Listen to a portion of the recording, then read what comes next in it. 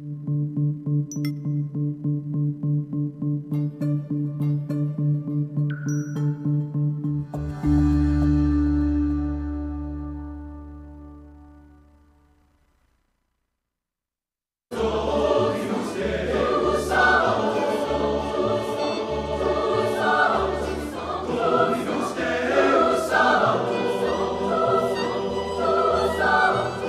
morning. Happy Friday. Good morning. We are so glad to be here. We are here with our Acappella Podcast, and our wonderful guest today is the beautiful and talented Judy Postle. She is the HR director at Acappella in Home Care, and we are so blessed to have her. And we are here just discussing private duty caregivers and benefits of hiring private duty versus the caregivers working for private people individually. So Joe, what questions do we have? We're just talking about the risk of hiring a private person versus going through a reputable agency. And a lot of people want to hire someone. They do look at cost. We totally understand that. And the importance of having an agency to make sure you get the right care and everything goes smoothly. There is such a benefit to going with an agency. And we have Judy Postle here. She is our HR director.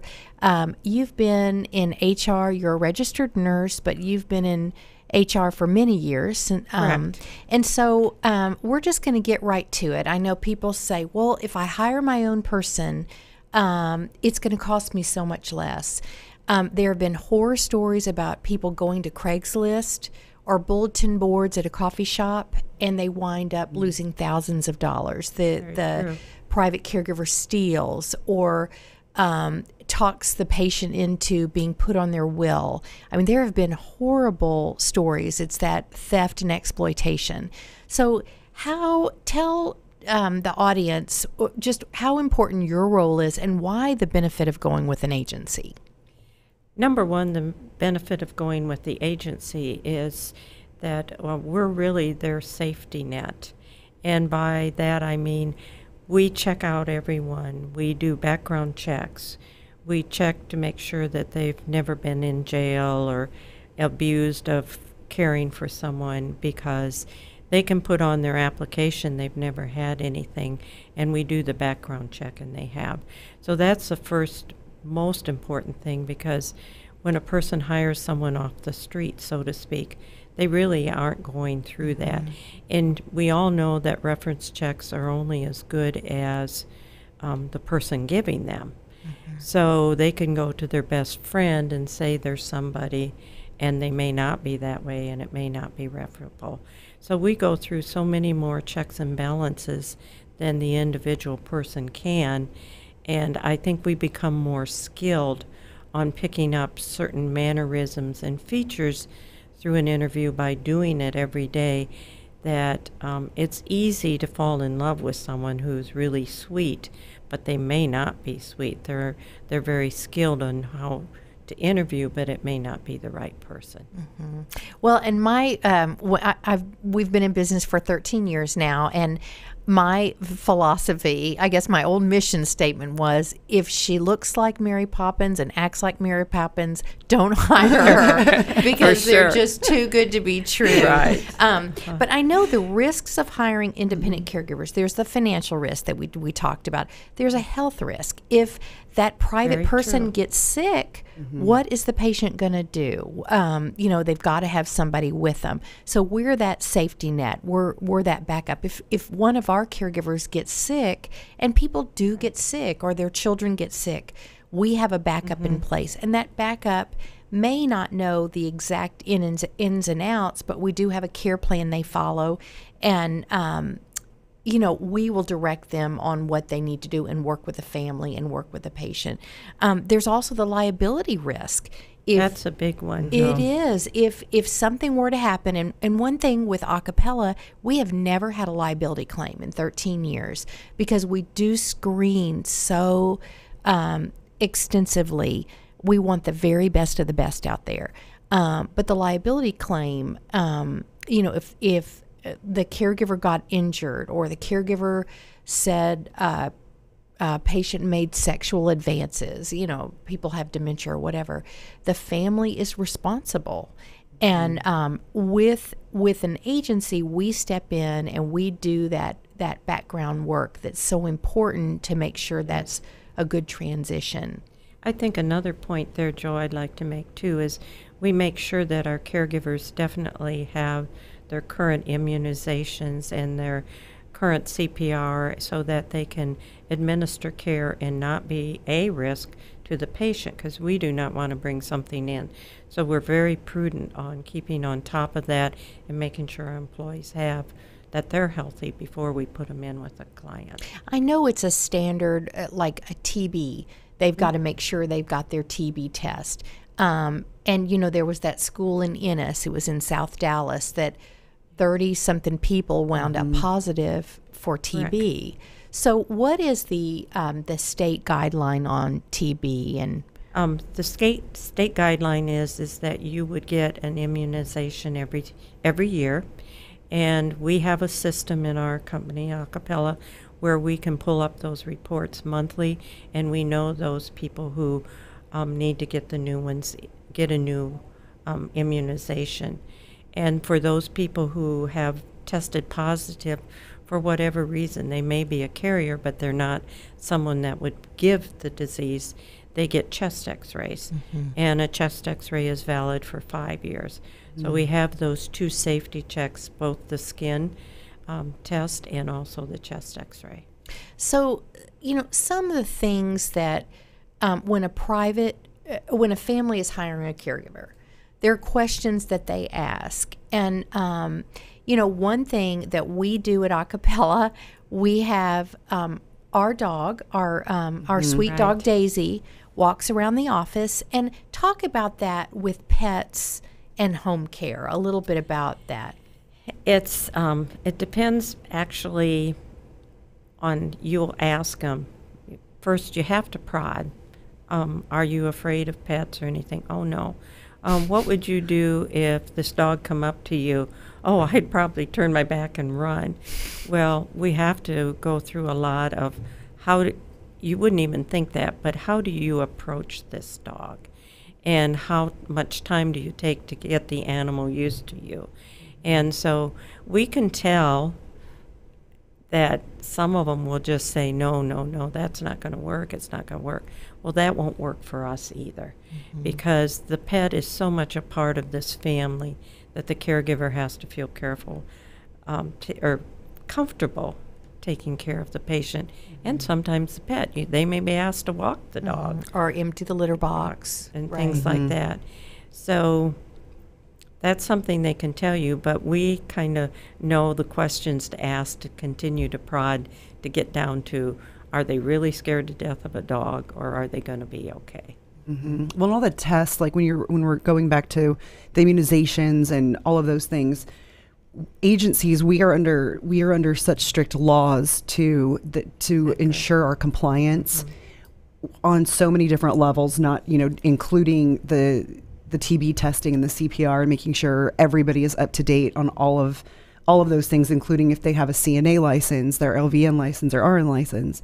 Exactly. Since we are an LHH and a PAS agency, which even makes us, we're under even stricter guidelines because of the nursing aspect, which makes it, and we're all we take very seriously PAS and our LHH and make sure that everything's in compliance. And so speaking to this and the people that we hire, it's just so important. And how can you tell within the first few minutes that you have an applicant come in? What do you look for when you're hiring for Acappella? What I look for is basically, number one, I look at their appearance, because if you're going to interview for a job, you should know how to dress appropriately. That'll tell you a lot about a candidate. And then you have to take into consideration people will be nervous, but how well that they can project the answers. So when you ask them a question and they sit there for a few seconds and you can just see their thinking, you'll ask them to give you specific examples of a situation, or maybe I'll give them the situation and I'll ask them, how did you handle that? And that is key because you can get a lot of different answers, and you know very quickly right then that they really haven't had the experience that they're saying that they've had. And those caregivers just won't work. We pride ourselves on knowing that we're getting the best and that they know how to perform. And, you know, when you're talking to them and you'll say light housekeeping, for example, and I hope I can share this. I interviewed someone this week, and I said, you know, we do light housekeeping and we do meal preparation. She said, well, as long as it's microwavable, that's fine. Otherwise, it's not going to work for me. And my inside, I'm saying it isn't going to work for us either. Right, No. right. You know, so you pick up those little things, and it's how you ask open-ended questions to get them to respond to the situation. And I like to give examples of what would you do in this situation, because that tells you so much.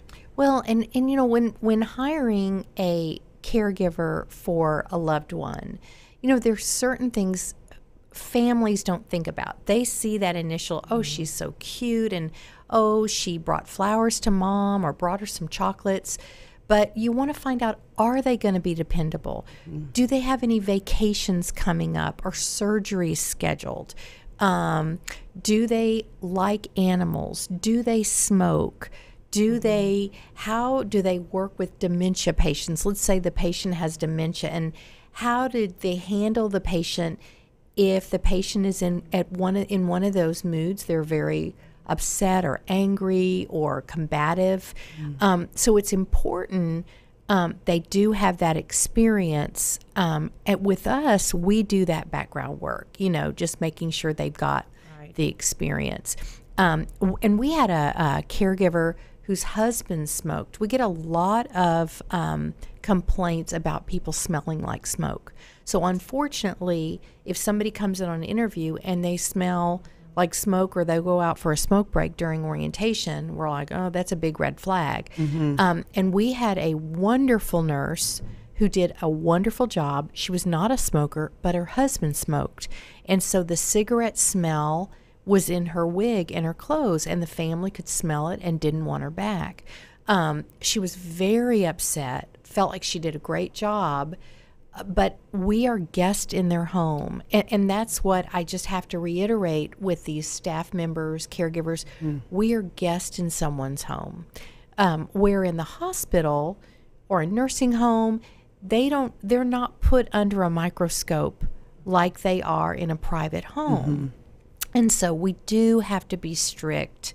You know, we had a situation, we had one of our staff members had some friends come in and apply, and the friends did not meet the criteria. And you can briefly talk about that too, but we can't hire everybody that walks through the door. We maybe hire 1 in 10. So share a little bit about that too. Well, I think a good thing of Acappella is we do get a lot of word of mouth referrals, which is good, and that says we're doing a good job. But just as you mentioned, some of those word of mouth referrals are not the quality that we hire at Acappella. And we had the situation recently where a caregiver referred 2 people to us, and they wouldn't work with pets. They wouldn't work weekends. There was no flexibility on what we had to offer. And, you know, you just say to them, I'm really sorry. These are the positions we have. This is what we need. Well, the caregiver that referred them became very upset, and she started sending texts to us that weren't nice. And so I ended up calling her and saying, you know, this is the situation, and just because you met them for 5 minutes and you think they're great doesn't mean that they meet the qualifications, because you yourself know what you had to go through to become an employee of Acappella. Well, it's very special. I mean, when you look at our agency versus other agencies that are out there, that's why we do so in-depth screening, and we do strive to hire the best of the best, because we're we are serving, and it's our honor and joy and pleasure, and it's our responsibility to serve our clients, to the highest of our abilities. And that's why even when I was so nervous when I was interviewing, and I mean, it's because you want to be the best and we want to hire the best. We've all gone into, we've all done caregiving shifts and, been in homes of our clients and served them to the level that they need to be served, as everybody should be served. And that's why we have the 2-year minimum experience, in a facility to make sure that they have that, that experience. And we were talking about earlier, before the show, how a caregiver can come in an interview and say, oh, I cared for, granddaddy Bob, and I have great experience and I should work here.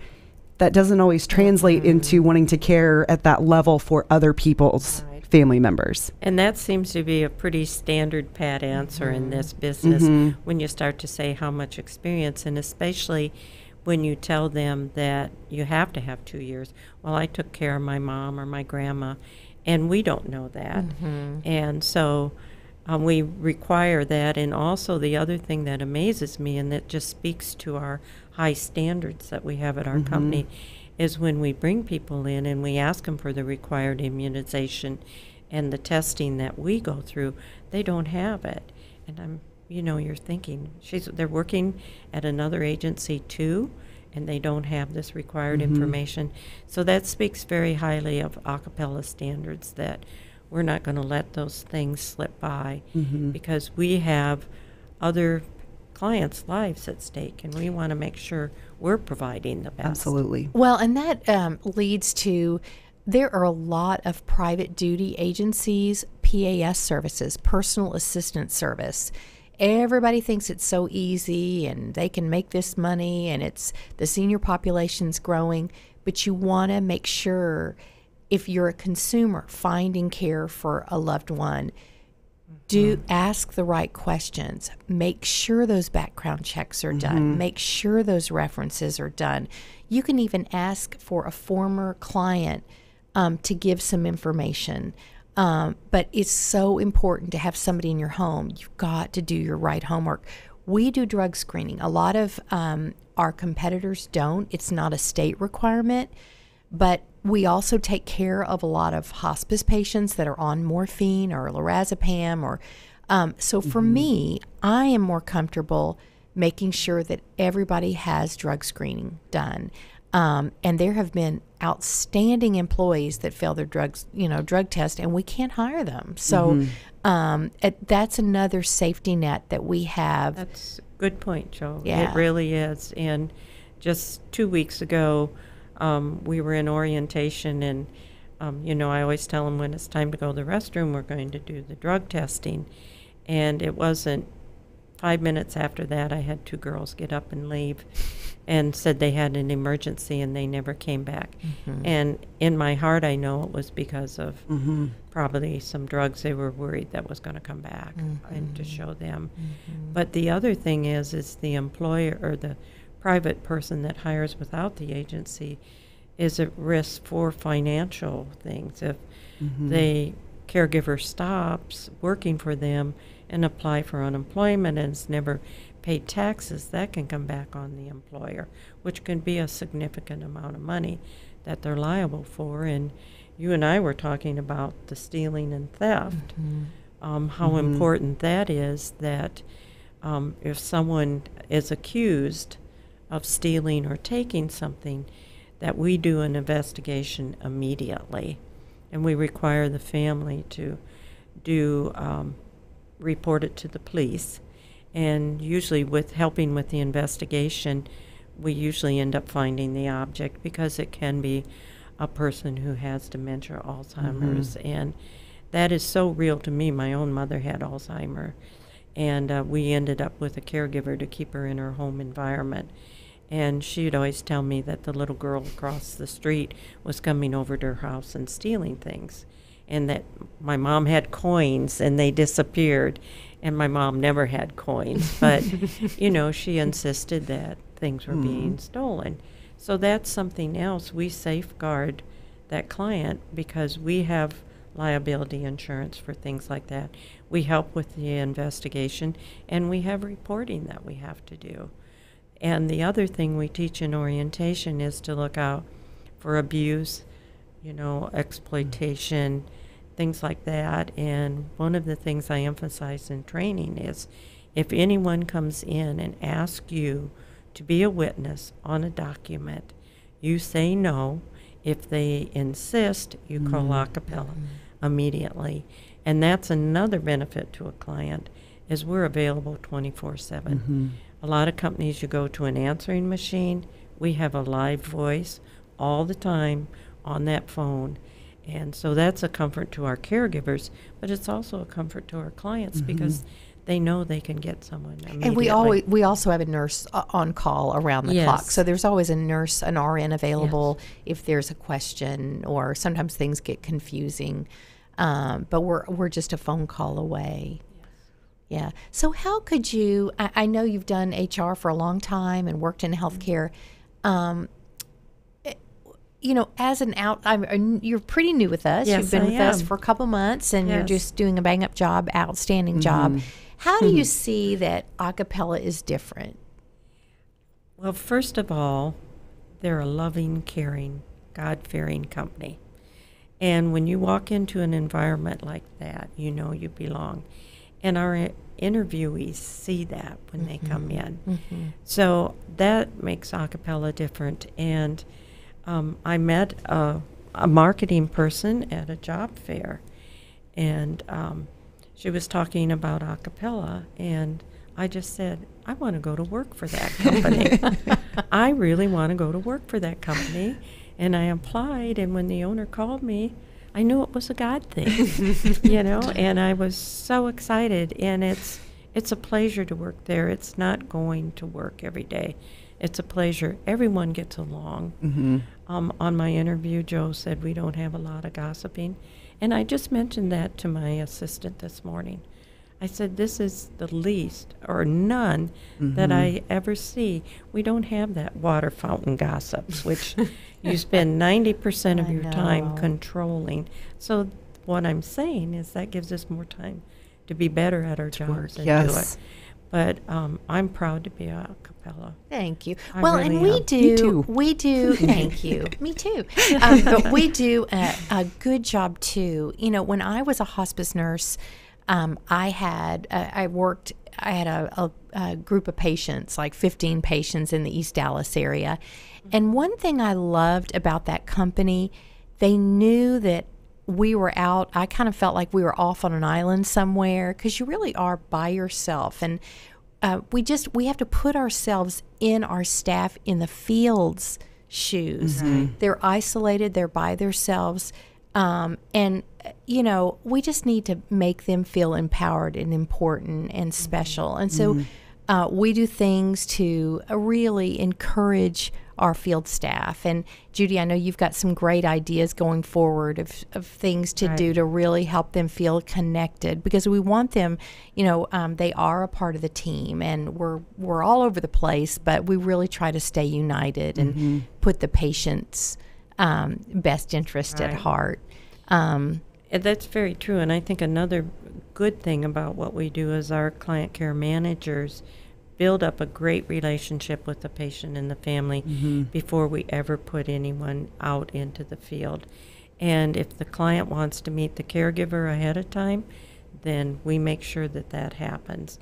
And that gives the client a lot of ease. It also, we have to think about the caregiver.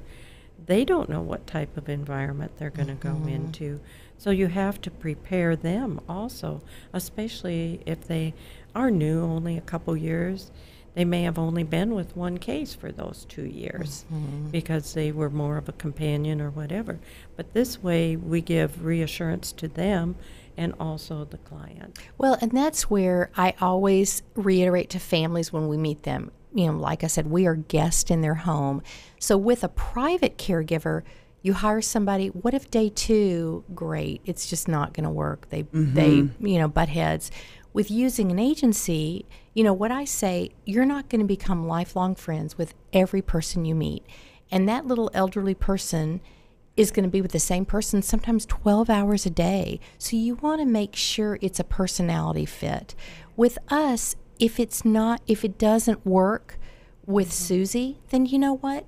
What is it about Susie that you didn't like? We're going to try to find someone else that really meets more of your mom's interest, or like we had one client that loves to knit. Well, we have a caregiver that loves to needlepoint, and so wouldn't that be perfect? They can sit together and knit and needlepoint and talk about the work they're doing and just have a camaraderie. So, that's just the goal, is to making sure people in their home have the best care they can, and it's a great win-win for both of us. It really is. Well, it's just a blessing to have you, because you have the experience. You've owned your own company before. You're a registered nurse. I really need to see your resume to see all the amazing things that you've done. But that brings a lot of the hiring. You had mentioned that you have been hiring since 1985. So you've been, this is not your first rodeo. Like, you have been, you have experience in what to look for and who to hire. And we want longevity as well. I mean, we understand, things happen, and but we look for that and we strive for that, which is part of the hiring process too. It is. One of the questions that I end up with always in my interview is asking the potential candidate, what is it that you want from Acappella? That's a great question. And I think I want to know, and I'm keeping track of the different things they're saying, because I think that's something that we'll make an extra effort for. Is some will answer right away. Others have very good suggestions, and I want us to be that person that meets their needs as much as we're meeting their needs. So absolutely. I always ask that on every interview. What do you want from us? How can we help you? And believe it or not, most of them are surprised when you ask them. Well, because we want to take care of the people that are taking care of our clients. I mean, it's a huge, it's not just we're hiring people to go out and, just putting people in the field and homes. I mean, it's a very personal thing, and it's a very personal decision for the family and the client to even ask for assistance in the first place. And so we take that, and Joe, has done an amazing job of getting, having the company be that kind of beacon in the industry, to know that we're striving to hire people that will serve others and serve each other and serve our clients well. So and that's their point that I think is very essential, and I emphasize this when we do orientation, is that the company is one, and I emphasize to the caregivers that the caregivers are really the face of the company. Absolutely. Because they're the ones that give us the reputation, and we're here to support them. And I always tell them, not one of us is better than another, because if we didn't have you, we couldn't do our job. If you didn't have us, you wouldn't have a job. So I think the face is that we need to let them know that they are the face, and the job that they do is very important for the company. Yeah, I was on the phone with a caregiver yesterday about a payroll situation, and we were on the phone for maybe 45 minutes because we were just making sure everything was correct, and that that she felt comfortable. And by the end of the conversation, I let her know, I said, if you have questions or if there's anything that you need, you can call me directly, instead of having to try to figure it out or be uncertain or whatever, because we want to deliver that service to our employees and to our clients. It's not just, we give outstanding service to our clients, and then the employees, we can fend for ourselves and themselves. It's all a team, and we serve and take care of each other. That's so true. It's vital, and I don't think that happens everywhere. No, you can call and talk to Joe. Absolutely. How many companies can you call and talk to the owner? Usually you get put on hold or that. Or they don't give you their names. That drives me crazy. I'll call and say, can I get the name of who's calling, please? And it's not transparent. No. We're fully transparent. And we are. Yeah, and want to make sure that we deliver with you, because that's what we do every morning when we meet before we start our day. Is we're very thankful and blessed to be able to serve the Lord by serving each other. That's how we start it. So I'm a big fan of Acappella, clearly. I'm so thankful to be here, and I'm so thankful that you're on the team. You bring just such a level of expertise and knowledge and grace and class to us, and we're just so thankful. So we are. Thank you so much, Judy, and thank you today for your time. Yes. And I really appreciate being part of this. We really appreciate it, and we are so thankful for you. And we will be back soon with another amazing Acappella podcast. I hope you all have a blessed Palm Sunday weekend. We'll see you soon. Bye. Bye.